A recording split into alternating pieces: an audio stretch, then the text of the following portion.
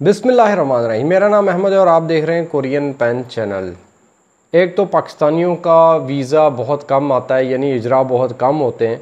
ऊपर से ये वाली बात आजकल सुनने को मिल रही है कि पाकिस्तानियों के इजरा पैसे दे के हो रहे हैं, 20 से 25 लाख में इजरा होता है। मोस्टली जो रिटर्नीज़ हैं उनके जो इजरा हो रहे हैं वो 20 से 25 लाख दे के हो रहे हैं।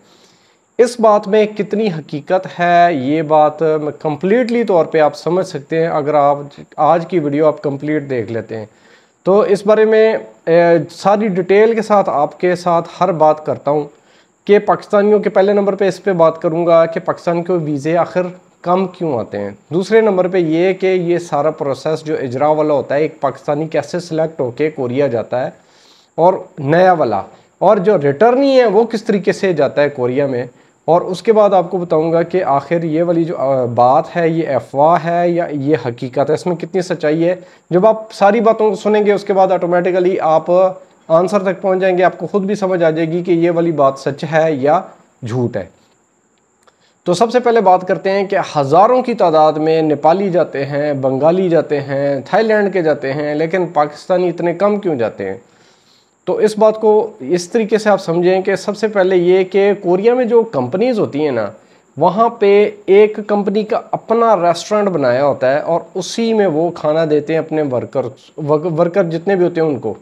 अब जो डेली आते जाते हैं जैसे कोरियंस लोग हैं या कोई फॉरेनर जिन्होंने बाहर घर लिए होते हैं, तो वो क्या करते हैं, सिर्फ दोपहर का खाना कंपनी की तरफ से दिया जाता है, वो भी अपने रेस्टोरेंट में। मोस्टली ऐसे ही होता है और उसके अंदर जो फूड होता है वो सारे का सारा कोरियन फूड होता है, और जो कि बाकी के कंट्रीज़ वाले खा जाते हैं। हालांकि बांग्लादेश जो है वो भी मुस्लिम कंट्री है, लेकिन वो भी खा जाते हैं। उसमें असल में चावल, उनकी असल खुराक चावल ही है, और मछली वो खाते हैं। वो क्या करते हैं, साइड डिशेस में जो जो हलाल है वो खा लेते हैं, यानी कि वो गुजारा कर लेते हैं। अब पाकिस्तानी क्या करते हैं कि दोपहर को खाना ना दोपहर को वहाँ पे खाते हैं और बल्कि रात से, क्योंकि इन्होंने उस कंपनी में ही रहना होता है, तो कंपनी की जो रिहाइश होती है वहाँ पे जो फॉरेनर रहते हैं, कंपनी उसको 2 टाइम का खाना देती है, यानी कि दोपहर का खाना भी देती है और शाम का भी खाना देती है। तो अब बाकी कंट्रीज़ वाले रोला शोला नहीं करते, वो गुजारा कर लेते हैं, लेकिन पाकिस्तानियों की सबसे पहली डिमांड ये होती है कि हमें अपना किचन बना के दें। अब कोरिया वाले आग से बहुत ज़्यादा डरते हैं, वो अपना किचन अलाउ वो ख़ुद भी नहीं करते कमरों में, या अलग से किचन नहीं बनाते और आपको भी नहीं बना के देंगे। तो इस बात पे जो है ना तकरार होती है और पाकिस्तानी फिर कंपनियां चेंज करना शुरू कर देते हैं। अब बाकी कंट्रीज़ वाले गुजारा करते हैं, कोई भी मसला नहीं होता, हालांकि बंगालियों को नहीं होता, लेकिन पाकिस्तानी जाते साथ ही सबसे पहले क्या करेंगे कि बोलेंगे कि हमें अलग से किचन बना के दे। अब उस बारे में एक जो मालिक होता है वो किचन तो बना दे, लेकिन वो डरता है आग से। आग से वो लोग डरते हैं कि खुदा ना खास्ता कहीं आग ही ना लगा देंगे, ठीक है ना। अब या तो जिस कंपनी में आप जा रहे हैं वहाँ पे अगर पहले से पाकिस्तानी मौजूद हैं जिन्होंने ऑलरेडी किचन वगैरह बनवाया हुआ है, यानी ये रफड़ शफड़ पहले डाल के बनवाया हुआ है, तो फिर तो आपको मसला नहीं होने वाला। लेकिन आप अगर इस कंपनी में जा रहे हैं जिस कंपनी में आप पहले पाकिस्तानी होंगे, या पाकिस्तानी बहुत कम पहले गए हैं जिन्होंने किचन नहीं बनवाया, तो फिर आपके लिए ये मसला होता है कि किचन नहीं बनाते, मालिक नहीं बना के देते, तो उस सूरत में आप कंपनी चेंज करते हैं। और यही मसला वहाँ से पैदा होता है। जब एक दफ़ा एक पाकिस्तानी, 2 पाकिस्तानी, 3 पाकिस्तानी कंपनियाँ चेंज कर लेंगे तो मालिक दोबारा पाकिस्तानी को नहीं बुलाएगा। पहली बात ये एक मसला है। दूसरा मसला ये होता है कि पाकिस्तानी जाते ही वहाँ दोस्तों के साथ राब्ते में होते हैं और दोस्त उनको ख़राब करते हैं। अब आप जैसे ही कोरिया जाएंगे आपके साथ भी ये होगा। जितने लोग देख रहे हैं जो अभी पाकिस्तान में है, कोरिया जाएंगे, मैं पहले ही बता दूं ये सारा काम आपके साथ होना है, इसलिए ज़रा मुहतात रहना है आपने।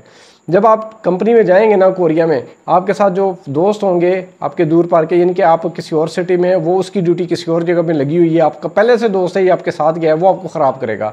वो कहेगा तुम्हारी कंपनी में काम ठीक नहीं है, मेरी कंपनी में तो बड़े मज़े हैं, ठीक है, तनख्वाह बड़ी अच्छी नहीं, यानी कोई ना कोई ऐसा वो आपको पॉइंट देगा जिस पे आप क्लिक होंगे और आप कहेंगे मैं भी कंपनी छोड़ के तुम्हारे पास आता हूँ, ठीक है। आपका माइंड बन जाएगा। जैसे ही आपका कार्ड बनना है, आपने जनाब कंपनी जो है कंपनी मालिक के साथ फड्डा डाल देना है कि मैंने तो काम नहीं करना, मेरी तनख्वाह कम है, यहाँ पे रिहाइश अच्छी है नहीं है, उधर रिहाइश अच्छी है। तो आपके माइंड में 100 तरह की बातें हो सकती हैं। आप रिहाइश पे भी कंपनी चेंज कर सकते हैं, आप तनख्वाह अगर कम है उस पर भी चेंज कर सकते हैं, अगर आपका काम थोड़ा सा हार्ड है तो उस पर भी आप कंपनी चेंज कर सकते हैं। यानी कि आपके पास बहुत सारी वजूहत हो जाती हैं। ऊपर से वो जो दोस्त है वो आपको ख़राब कर रहा है, ठीक है। जैसे ही आपने कंपनी चेंज करनी है, उस बंदे ने आपका नंबर भी नहीं उठाना, जब आप फ़ोन करेंगे उसने आपके साथ रब्ता ही नहीं करना। वो सारा का सारा प्लान इसलिए था कि आप कंपनी चेंज करके ख्वार हो जाएं। बहुत कम ऐसे देखा गया है कि कोई किसी दूसरी कंपनी में चला जाए, वहाँ पे भी सेट हो जाए, ठीक है ना। तो इसलिए लोगों की बातों में नहीं आना, जितना भी आपका पक्का दोस्त हो। मैं आपको बता दूं, कंपनी चेंज नहीं करनी। कंपनी अगर आप चेंज करेंगे तो क्या होगा, मालिक जो है दोबारा पाकिस्तानी को नहीं बुलाएगा। अब ये दो वजूहात बहुत इंपॉर्टेंट है। एक तो खाने पे बहस करना, अगर तो देखें अगर खाने का इशू है तो भाई बाहर कमरा ले ले, ठीक है, उसको कोई इतराज़ नहीं होना। आप उसको बोल दें भाई मैं अपनी रहायश बाहर लेने लगा हूँ, बाहर नज़दीक कोई फ्लैट ले लें, ठीक है, थोड़े से पैसे ज़्यादा खर्च लें, लेकिन उसमें आपका फटा नहीं होना। वहाँ पे जो मर्ज़ी खाएं पकाएं बनाएं जो मर्ज़ी करें। लेकिन अगर कंपनी की रिहाइश में रह के आप रोला डालेंगे कि मुझे यहाँ पे किचन बना के दो, तो हो सकता है फिर मालिक जो है वो आप लोगों से ना लाऊं। तो यही दो वजूहात मेन है जिसकी वजह से कोरिया में पाकिस्तानी कामयाब नहीं है। या तो कंपनी खाने की वजह से चेंज कर रोला डालते हैं खाने पीने पे, या फिर क्या करते हैं कि अपनी दोस्तों की बातों में आके कंपनी चेंज कर देते हैं।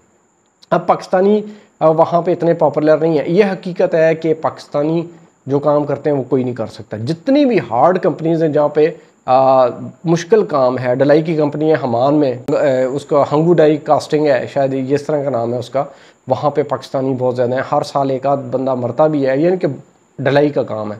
जितने मुश्किल काम है या पाकिस्तानी कौम करती है या फिर उज़्बेक कौम करती है। जितने भी ये कंक्रीट की कंपनी है पाकिस्तानी कामयाब है उधर, लेकिन मसला वही है जो आपको दो बताए हैं। अब मैं बात करता हूँ कि इजरा आखिर होता कैसे। एक नया बच्चा जिसने टेस्ट पास किया, स्किल पास किया, मेडिकल पास किया, उसके बाद आपका रोस्टर फॉर्म आपने जमा करा दिया, वो रोस्टर फॉर्म चला जाएगा कोरिया, यानी कि सारों की डिटेल जो है वो चली जाएगी कोरिया। और वहाँ एक मेन रोस्टर है जिसमें 2022 वाले भी हैं, 2023 वाले भी हैं, 2024 वाले भी हैं। ये जितने लोग भी इस वक्त तक अवेलेबल हैं, वहाँ पे एक रोस्टर होता है मेन पाकिस्तानियों का रोस्टर। उसमें वो सारे बंदे रैंडमली ऐड होते हैं। ये नहीं है कि 2021 वाला पीछे है 2022 वाला आगे, ऐसा कोई सीन नहीं है, रैंडमली ऐड होते हैं। अब वहाँ पे अगर मिसाल के तौर पे मैं एक कोरियन कंपनी का ओनर हूँ, मेरे पास पहले दो पाकिस्तानी काम कर रहे हैं। अब मैं क्या करने जा रहा हूँ कि मैं उनके काम से भी खुश हूँ, मेरा काम भी ज़्यादा हो गया, तो मैं दो पाकिस्तानी और बुलाना चाह रहा हूँ। मैं HRD वालों से रब्ता करूँगा कि मुझे पाकिस्तानी दो वर्कर और दें। वो क्या करेंगे कि मुझे दो की जगह पे 4 या 5 बंदों की फैक्स मुझे भिजवा देंगे। फैक्स की सूरत में मेरे पास पेपर या ईमेल आजकल हो सकती है, ईमेल भिजवा दें। उसमें आपका जो नए बच्चे जो पास होते हैं उनका नाम होता है, उनकी तस्वीर होती है, कितने नंबर हासिल किए हैं ये होता है, कौन सी सिटी का है, कब टेस्ट पास किया है, ये सारी डिटेल होती है। जिसमें से वो अपनी रिक्वायरमेंट के मुताबिक क्या करेगा कि उसको दो चाहिए, उसके पास 4 या 5 बंदों की फहरिस्त आ गई, उसके पास चॉइस होती है। वो क्या करेगा, उस 4 या 5 पेपरों में से यानी बंदों में से कोई दो सिलेक्ट कर लेगा। अब वो दो लोग ना उनको वो जानता है, ना ही उनकी कंपनी में जो पाकिस्तानी उनके वो रिश्तेदार हैं, ठीक है, ऐसा कोई सीन नहीं है। ना ही उस बंदे ने उस रिश्वत ले सकता है, कोई सीन नहीं है, रैंडमली। और वो भी पूछ के आपको नहीं करेंगे कि किस किस बंदे को वो नाम बताएं, उन बंदों के आपको डाटा भिजवा दूं, ऐसा नहीं है। रैंडमली कोई भी 4 बंदों के वो आपको डाटा दे देगा। तो वो कोई रिश्तेदार दोस्त यार नहीं हो सकता। रैंडमली वो क्या करेगा, 4 में से 2 बंदे वो सेलेक्ट कर लेगा और उनको फिर OEC में पेपर आएंगे और OEC वाले फिर आपको कॉल करते हैं कि आपका वीज़ा आ गया है, ठीक है जी। ये तरीकाकार है सेलेक्ट करने का जो नए लोग जाते हैं। अब जो पुराने रिटर्नीज होते हैं उनके लिए क्या होता है कि अगर तो उन्होंने कंपनी चेंज नहीं की हुई तो उसी कंपनी में जिस कंपनी में वो काम कर रहे थे पाकिस्तान जाएंगे, वहाँ से फ़ौरन 1 महीने के अंदर वापस आ जाएंगे दोबारा 4 साल 10 महीने के लिए। ये वीज़ा जो होता है ये 5 साल कंप्लीट नहीं होते, 4 साल और 10 महीने का वीज़ा होता है। उसकी रीज़न ये है कि अगर 5 साल आप किसी भी कंट्री में लीगली आप रह लेंगे एक ही टेन्योर में, तो आपको नेशनलिटी देने का हक होता है उस कंट्री को। तो ये 4 साल 10 महीने का वीज़ा दोबारा से आपको मिल जाता है। 1 महीना आपने पाकिस्तान रहना है, शायद रूल चेंज हो गया उसमें उसी वक्त मिल जाता है, या 1 महीना आपने अगर आपने कंपनी चेंज नहीं की। अगर आपने कंपनी चेंज की है तो कम से कम आखिरी कंपनी में आपको 1 साल काम करना होता है।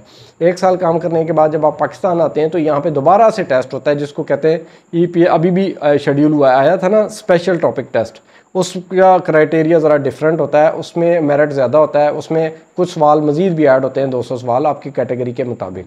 तो वो पास करके क्या होता है कि जब आप वो पास कर लेते हैं रिटर्नीज, तो आपका जो लास्ट आपकी कंपनी होती है ना, आखिरी कंपनी जिसमें आपने साल काम किया था, तो टेस्ट पास करने के बाद उसी कंपनी वालों को एक दफ़ा HRD पूछती है कि आखिरी बंदा आपके पास ये गया था तो इसने टेस्ट पास कर लिया, आपको चाहिए कि नहीं चाहिए। अगर वो कह दे कि मुझे चाहिए तो उसी कंपनी में आप दोबारा आ जाते हैं 4 साल 10 महीने के लिए। अगर वो कह दे कि मुझे अभी काम नहीं या मैं इस बंदे से राज़ी नहीं था, मुझे नहीं चाहिए, तो फिर आप वेटिंग में चले जाते हैं, जिस तरह नए लोग वेटिंग में होते हैं। ठीक है जी।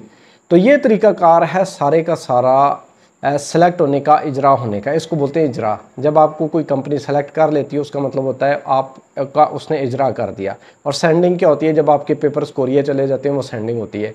अब मैं आपको एक और बात बता दूं, अभी तकरीबन 2012, 13, 14 की बात है। इसके दौरान एक बंदे ने इसी तरह की करप्शन की थी, पाकिस्तानी था और वो मुलविस था इस तरह की करप्शन में। और फिर उसको जो है ना, क्या करप्शन थी कि वो इजरा करवाता था। उस वक्त पॉसिबल भी थोड़ा बहुत हो ही जाता था इस तरह का सीन के इजरा करवा देता था पैसे लेके, तो उसको टर्मिनेट कर दिया गया था। अब इस तरह का कोई सीन पॉसिबल नहीं है, क्योंकि ये सारे का सारा जो निज़ाम है ना, ये कोरियंस के अपने हाथ में, पाकिस्तान के हाथ में तो है ही नहीं। आपने सारी की सारी गेम देखी है ना, किस तरीके से कैसे कोरिया वाले सेलेक्ट करते हैं। तो वहाँ पे सारे HRD में कोरियंस हैं, ठीक है ना। तो सवाल ही नहीं पैदा होता कि कोरिया में कोई करप्शन कर सके, क्योंकि इसमें इन्वॉल्वमेंट नहीं है। अगर पॉसिबल है किसी से पैसे लेके इजरा करवाना तो किस सूरत में है वो ज़रा सुने। मिसाल के तौर पर एक पाकिस्तान, हालांकि ऐसा है भी, वहाँ पे कोई कंपनी है जिसका ओनर पाकिस्तानी है। पाकिस्तानी कंप्लीटली तौर पे ओनर नहीं हो सकता, एक हाफ पाकिस्तानी होगा हाफ कोरियन होगा। तो वो पाकिस्तानी जो है वो करप्शन कर सकता है। कैसे कर सकता है कि उसके कंपनी में अगर 2-4 पाकिस्तानी पहले ही मौजूद हैं, तो वो अगले जो 2 बंदे मंगवाने हैं उसने, ठीक है, तो वो मिली भगत के साथ उनसे पैसे लेके तो उनका वीज़ा लगवा सकता है। लेकिन ये भी पॉसिबल नहीं है क्योंकि रैंडमली सेलेक्ट होते हैं। लेकिन पॉसिबल किसी हद तक पॉसिबल इस सूरत में हो सकता है कि वहाँ पे जो ऑनर है वो पाकिस्तानी हो, किसी हद तक पॉसिबल हो सकता है। अदरवाइज़ ये सारी की सारी जो बात है ना आपने सुनी है, ये जिस बंदे ने आपको बताई है, मैं जानता हूँ अच्छे तरीके से उस बंदे को।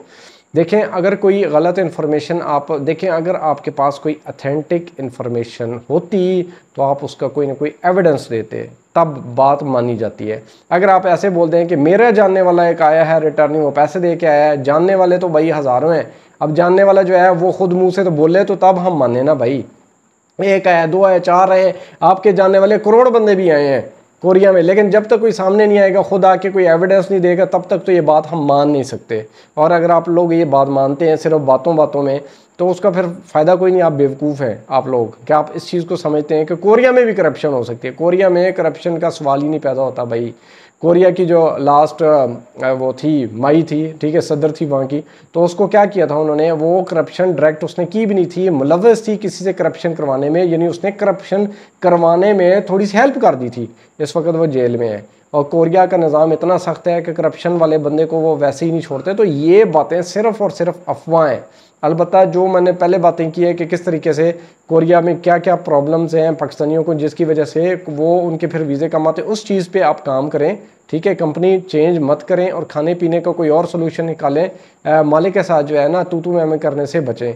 ये जो बात है कि कोरिया में पैसे दे के आपका इजरा होता है, इस टोटली अफवाह है। और ये अगर एविडेंस होता तो वो बंदा जो आपको ये बता रहा है वो इस चीज़ को सामने लेके आता।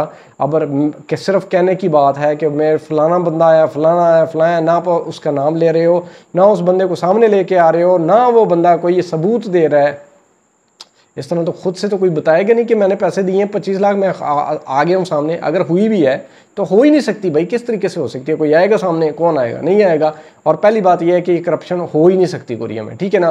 तो उम्मीद है कि इन बातों को अच्छे तरीके से आपने समझ लिया होगा, सारा प्रोसेस आपके सामने रखा है और इस चीज़ को समझा करें। अफवाहें जो हैं वो उड़ाने को बहुत ज़्यादा उड़ा सकता हूँ, मैं भी उड़ा सकता हूँ, लेकिन हकीकत को समझा करें, ग्राउंड रियलिटी को समझा करें। पाकिस्तान में सीन और है, करप्शन बेबहा है, यहाँ पे हर बंदा करप्शन करता है। उधर आप करप्शन नहीं कर सकते। जो लोग वैसे भी 5-6 लाख रुपए महीने का कमा रहा है, उसको करप्शन करने की 20 लाख करप्शन वो क्यों करेगा भाई? वो 3-4 महीनों में 20 लाख रुपए कमा देगा, वो बेवकूफ़ है। वहाँ पे करप्शन करके अगर फंस गया तो उसका क्या बनेगा?